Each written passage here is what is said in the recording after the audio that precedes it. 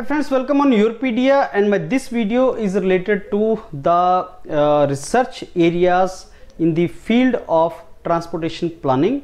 So research areas related to this particular domain for which professors are providing fully funded scholarships for PhD and in some cases for MS in top US universities.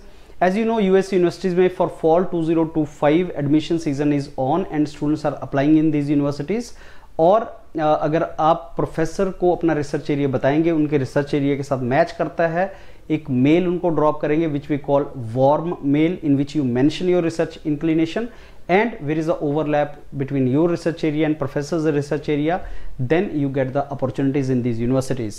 So the name of the universities I am showing you for transportation planning. This all domain is transportation planning.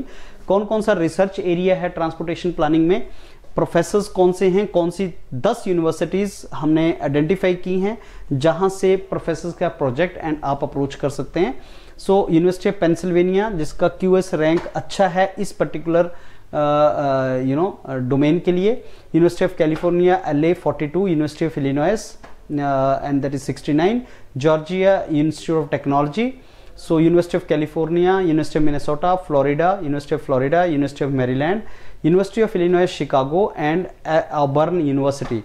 So these are the professors who are working in this, and these are the research area: transportation planning, travel behavior, urban designing, sustainable transportation and again this travel behavior. So अगर आप architect हैं या आप civil engineer हैं, आप उस domain से related हैं या आपने डिजाइन इंजीनियरिंग किया हुआ है, so you people, if you are interested in these particular areas, these are the professors and their research domains, and if you match your research background with them, you get the opportunity.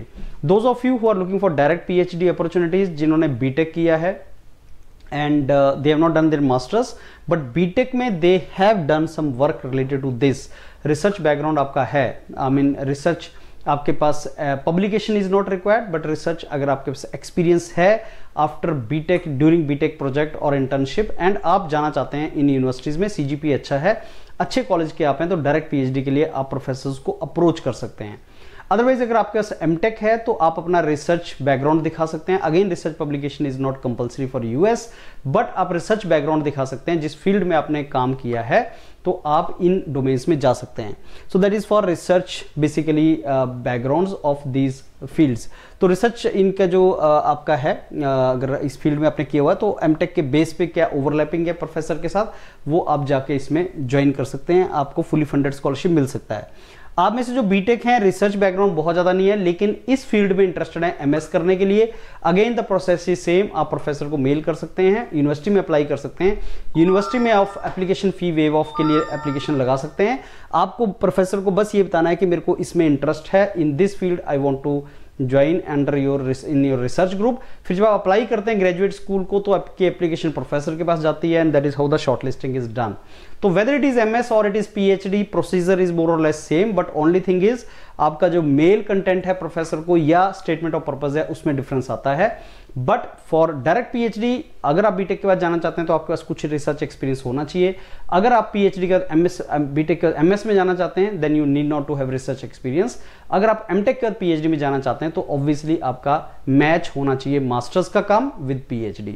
So friends, if you are interested in this and if you want to get fully funded scholarship, get in touch with the mentors of Europedia. They will help you further. All the very best. Thank you.